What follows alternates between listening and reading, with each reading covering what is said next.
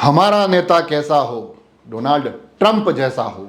जीतेगा क्या, जीत गया, डोनाल्ड ट्रंप जीत गया। जी हाँ, ये मैं नहीं बोल रहा हूं, मगर राजसमंद में आज लगातार डोनाल्ड ट्रंप के जिंदाबाद के नारे गूंज रहे हैं। जैसे ही अमेरिका के राष्ट्रपति पद पर डोनाल्ड ट्रंप विजयी हुए, यहां खुशियां, बधाइयां और मिठाइयों के दौर शुरू हो गए। लोग भर भर कर एक दूसरे को शुभकामनाएं दे रहे हैं। उसका कारण ये कि डोनाल्ड ट्रंप ने अमेरिका के चुनाव प्रचार के दौरान राजसमंद से कुछ जुड़े हुए वादे भी उठाए थे। उन्होंने कहा, अगर मैं अमेरिका का राष्ट्रपति बन गया तो राजसमंद की इन समस्याओं के समाधान करके बताऊंगा। और उसका भी अपना एक कारण होता है, क्योंकि राजसमंद के कुछ विषय ऐसे हैं जो ना पहले की कांग्रेसी सरकार सुधार पाई, ना साल भर में भारतीय जनता पार्टी उस पर कुछ कर पाई। तो अब ऐसे में ये महत्वपूर्ण विषय निकलता है कि यहाँ की भाजपा और कांग्रेसी सरकारें कुछ कर नहीं पाई। अब उम्मीद सिर्फ अमेरिका के राष्ट्रपति डोनाल्ड ट्रंप से की जा सकती है। हालांकि उन्होंने मेरे को जीतते ही फोन किया कि भाई साहब, वो जो मैंने वादे किए थे मैं पूरे करूंगा, आप तो सारे मुद्दों की एक सूची बनाओ, वो एपिसोड बना के मेरे को भेजो ताकि मैं फटाफट कर दूं। तो ये एपिसोड के माध्यम से मैं डोनाल्ड ट्रंप के सामने कुछ ऐसे विषय रखूंगा जो राजस्थान में न कांग्रेसी सरकार के समय कुछ हो पाया, जिन पर न भारतीय जनता पार्टी का ये 1 साल का शासन कुछ कर पा रहा है। उन मुद्दों में राजसमंद क्षेत्र में जो माइनिंगों में खनन होता है, उसमें लोकल ट्रेडर को कितना महत्व दिया जाता है, ये विषय भी निकलता है। उसमें अलग अलग क्षेत्रों में किस प्रकार अंधाधुंध पहाड़ काटे जा रहे हैं, ये विषय भी निकलता है। उसमें बजरी खनन और उसमें चल रहे अवैध टोकन, ये विषय भी निकलता है। उसमें कुछ सड़कें और सड़कों की गुणवत्ता के विषय आते हैं। तो फिर आखिर में आते आते रेल मगरा क्षेत्र की उस जिंक के वो टेलिंग डैम के मामले भी मैं डोनाल्ड ट्रंप के सामने रखना चाह रहा हूं। तो जो विषय शुरू होता है, सबसे पहला विषय, क्योंकि राजसमंद को यहाँ माइनिंग की नगरी के नाम से जाना जाता है।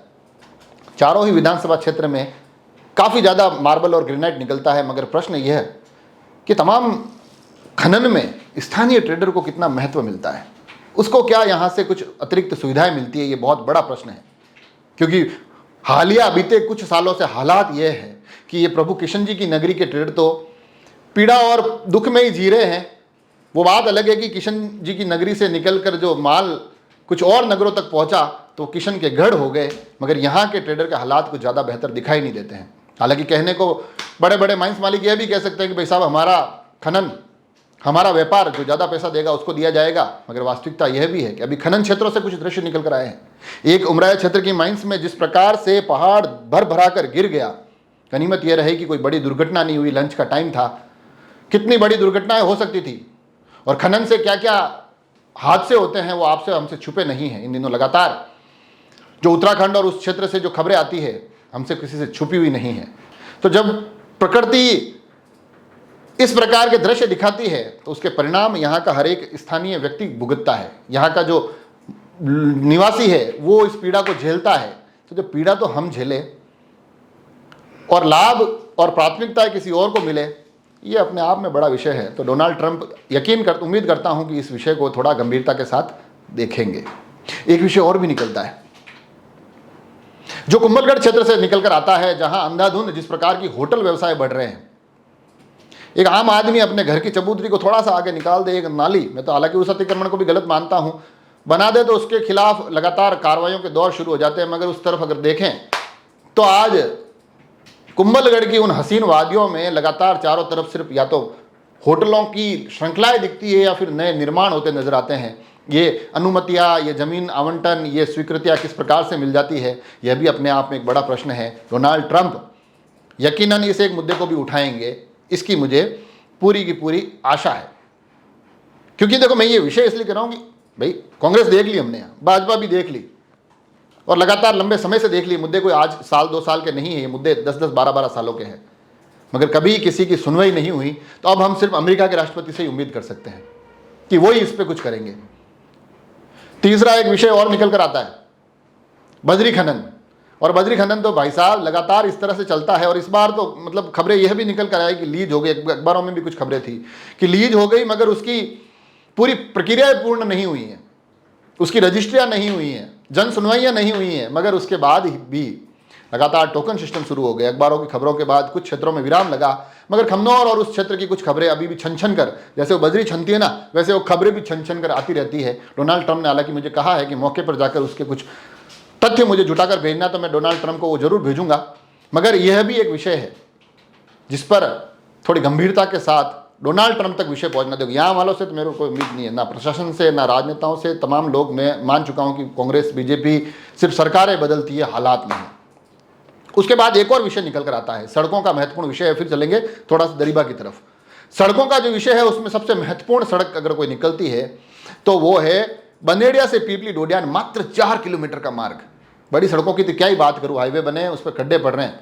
भीलवाड़ा वाला जो ये ब्रिज बना उसकी स्थिति किसी से छुपी हुई नहीं है। कामली घाट पर जो ब्रिज बना उसकी स्थिति किसी से छुपी हुई नहीं है कि बनते ही आगे आगे सड़क बन रहा है, पीछे पीछे गड्ढे पड़ रहे हैं। इस गुणवत्ता के कौन मॉनिटरिंग करे? सारे विभाग बेखबर है, किसी को कोई चिंता नहीं है। मगर एक महत्वपूर्ण विषय ये इस सड़क का तो इसलिए जिक्र करता हूं कि बीते 3-3, 4-4 साल से इस सड़क की हालात ऐसी बनी हुई है। गड्ढों की स्थिति ये है कि 3-3, 2-2 फीट, 3-3 फीट के गड्ढे हैं। सभी से गुहार लगा दी।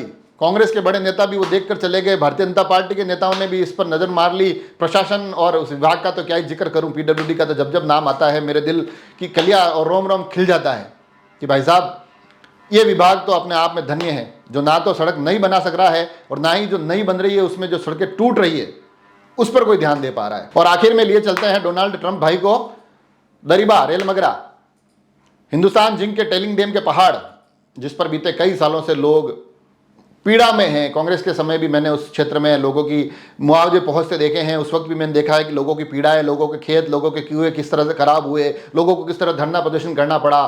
शासन भाजपा का आया तो भी हालात कमोबेश ऐसे ही दिखाई देते हैं। आज भी लोग मुआवजों के इंतजार में बैठे हैं, आज भी लोग इस एक पीड़ा में जी रहे हैं कि हालात सुधरेंगे कब। ये टेलिंग के पहाड़ हमारे खेतों को, हमारी फसलों को, हमारे इन जमीनों को कब खराब करना बंद करेंगे, कब हमारे यहाँ स्थितियाँ थोड़ी सी इस टेलिंग डैम से दूर रहते हुए सुकून वाली मिल सकेगी। ये अपने आप में बड़ा प्रश्न है।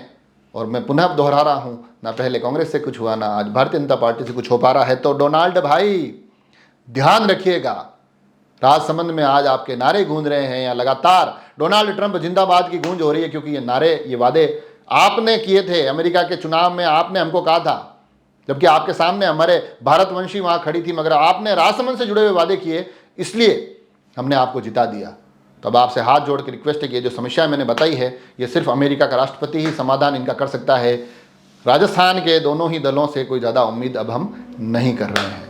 जुड़े रहे राजसमंद एक्सप्रेस से। धन्यवाद।